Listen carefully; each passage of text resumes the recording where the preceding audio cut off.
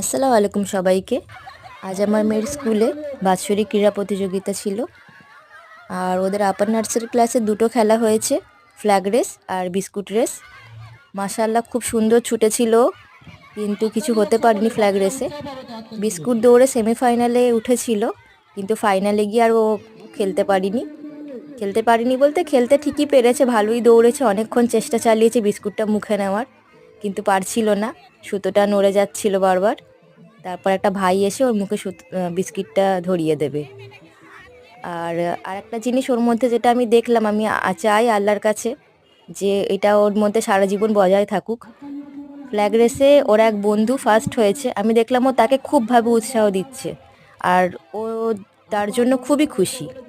আমি চাই ওর এই ইনোসেন্টনেস ওর মধ্যে থাকুক, আর ও বড় হয়ে যেন একজন ভালো মানুষ হতে পারে। এখানে সকলকে সান্ত্বনা পুরস্কার দেওয়া হচ্ছে। দেখছেন কত বাচ্চা পার্টিসিপেট করেছে।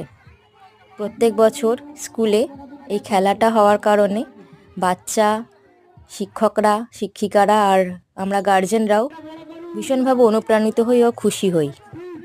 আর সবার শেষে খেলা হয়েছিল গোয়াজু লাইক খেলা। ইমরোজের দাদির সঙ্গে ছবি তুলে এই খেলাতেও অংশগ্রহণ করেছে। ও সেজেছিল বাল্যবিবাহ বিরুদ্ধে।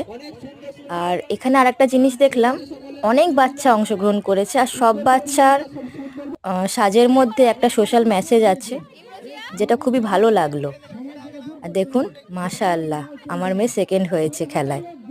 আর এখন আমাদের সবার প্রিয় সাদেক স্যার, ওনার হাত থেকে আমার মেয়ে পুরস্কারটি তুলে নিচ্ছে। আমার মেয়ের জন্য আপনারা সবাই দোয়া করবেন, ও যেন আগামী দিনে কিছু হতে পারুক আর না পারুক, একজন ভালো মানুষ হতে পারে। এটাই সকলের কাছে আমি আশা করি। আপনারা দোয়া করবেন, পাশে থাকবেন। আসসালামু আলাইকুম।